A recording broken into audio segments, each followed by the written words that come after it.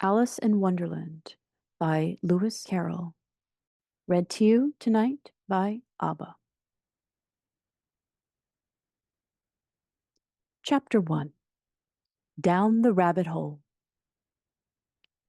Alice was beginning to get very tired of sitting by her sister on the bank, and of having nothing to do.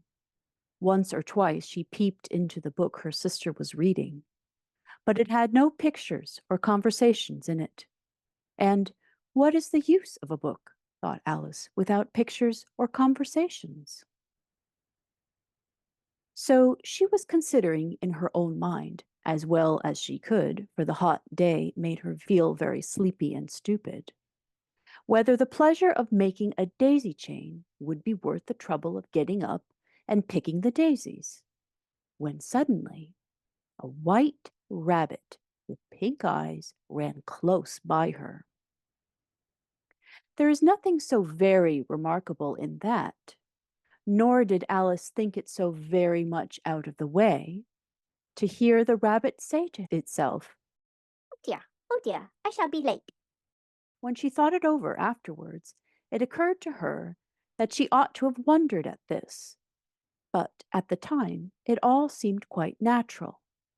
But when the rabbit actually took a watch out of its waistcoat pocket and looked at it and then hurried on, Alice started to her feet, for it flashed across her mind that she had never before seen a rabbit with either a waistcoat pocket or a watch to take out of it. And burning with curiosity, she ran across the field after it, and fortunately was just in time to see it pop down a large rabbit hole under the hedge. In another moment, down went Alice after it, never once considering how in the world she was to get out again. The rabbit hole went straight on like a tunnel for some way, and then dipped suddenly down, so suddenly that Alice had not a moment to think about stopping herself before she found herself falling down a very deep well. Either the well was very deep, or she fell very slowly, for she had plenty of time as she went down to look about her and to wonder what was going to happen next. First, she tried to look down and make out what she was coming to, but it was too dark to see anything.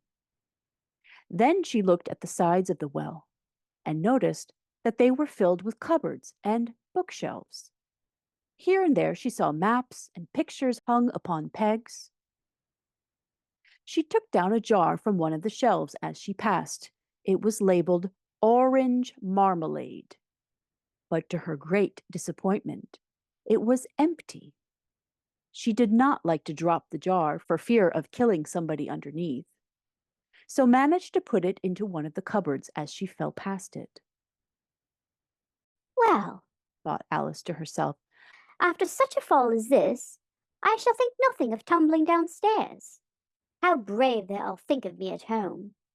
Why, I wouldn't say anything about it, even if I fell off the top of the house." which was very likely true.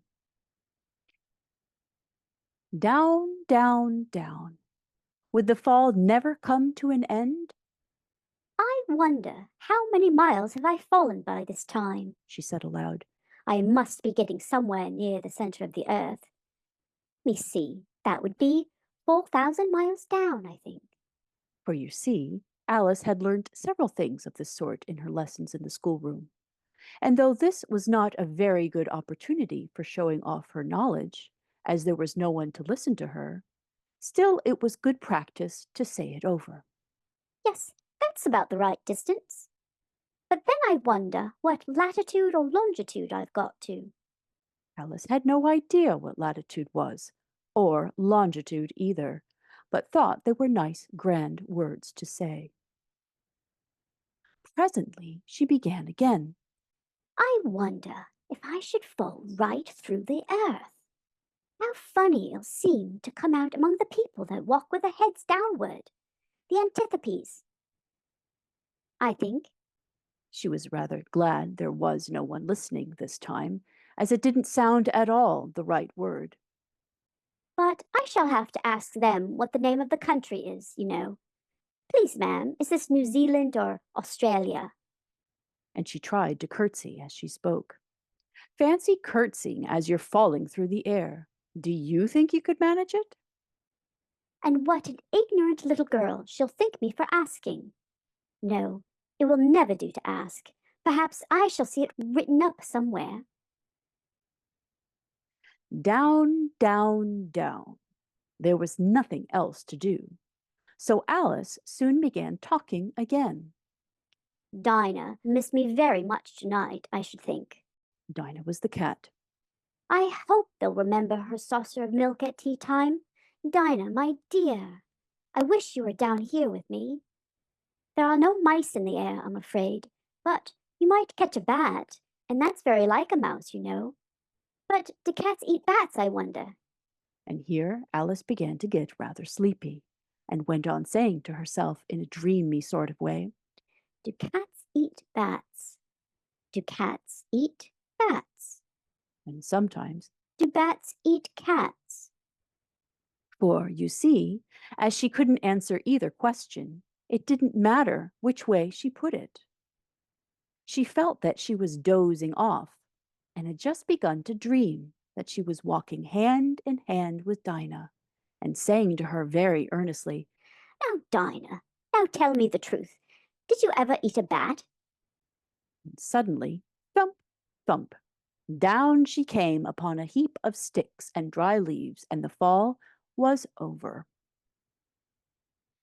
Alice was not a bit hurt, and she jumped up onto her feet in a moment. She looked up, but it was all dark overhead. Before her was another long passage, and the white rabbit was still in sight, hurrying down it. There was not a moment to be lost.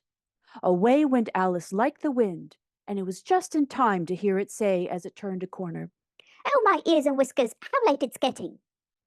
She was close behind it when she turned the corner, but the rabbit was no longer to be seen.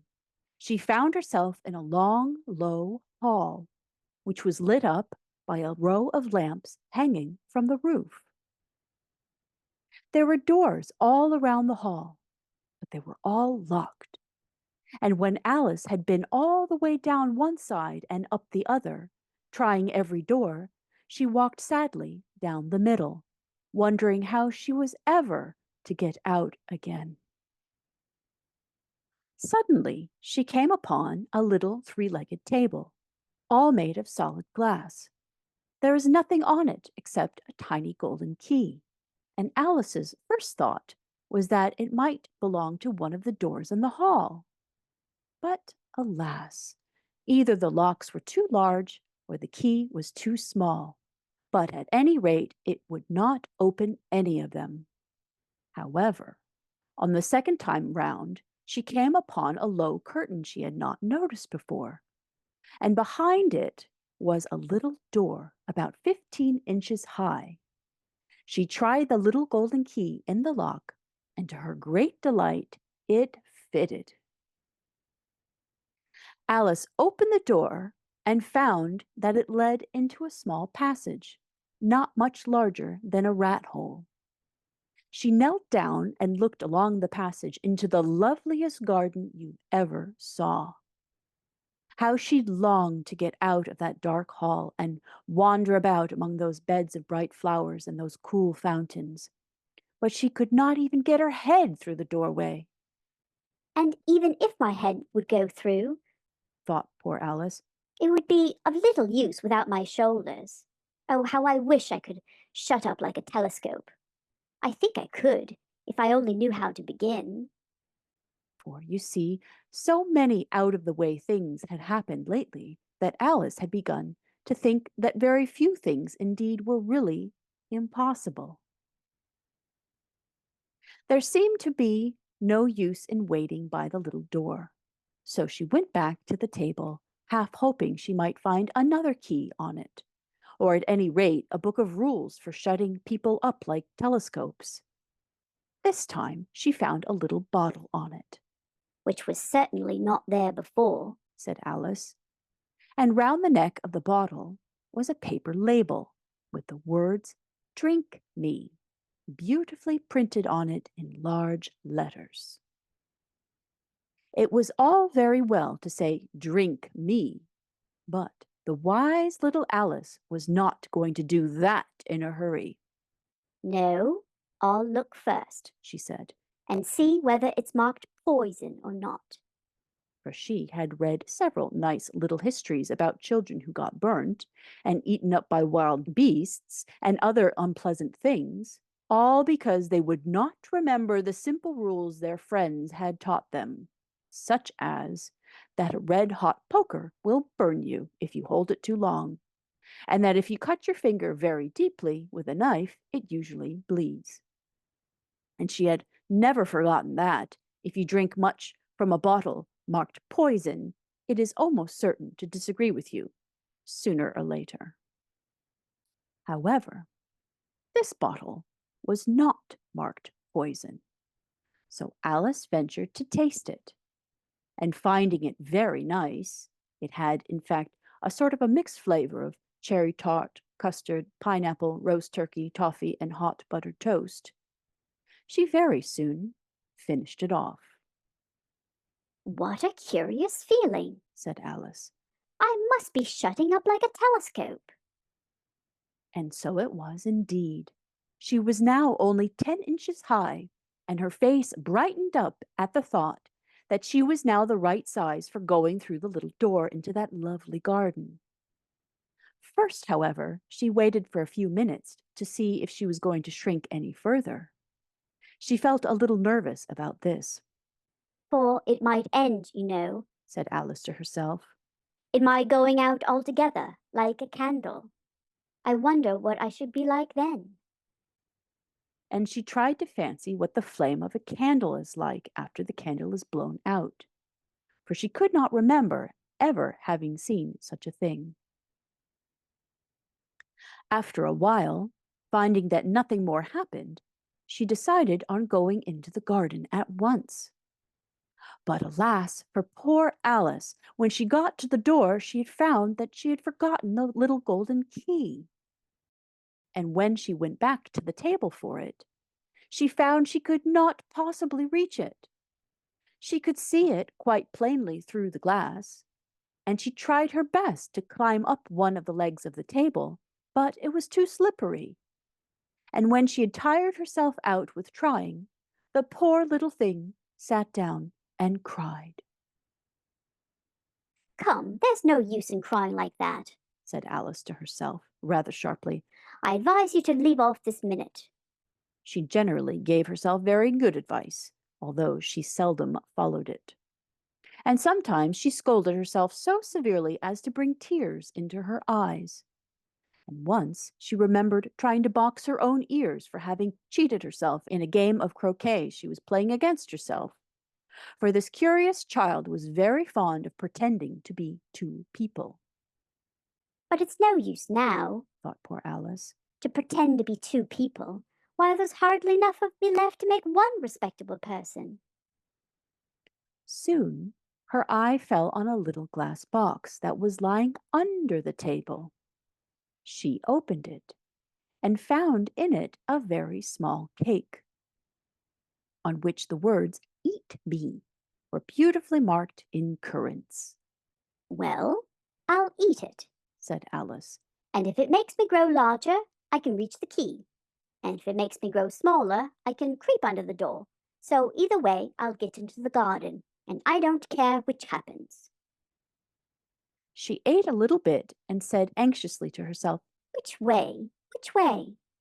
holding her hand on the top of her head to feel which way it was growing. And she was quite surprised to find that she remained the same size. To be sure, this generally happens when one eats cake, but Alice had got so much into the way of expecting nothing but out-of-the-way things to happen that it seemed quite dull and stupid for life to go on in the common way. So she set to work and very soon finished off the cake.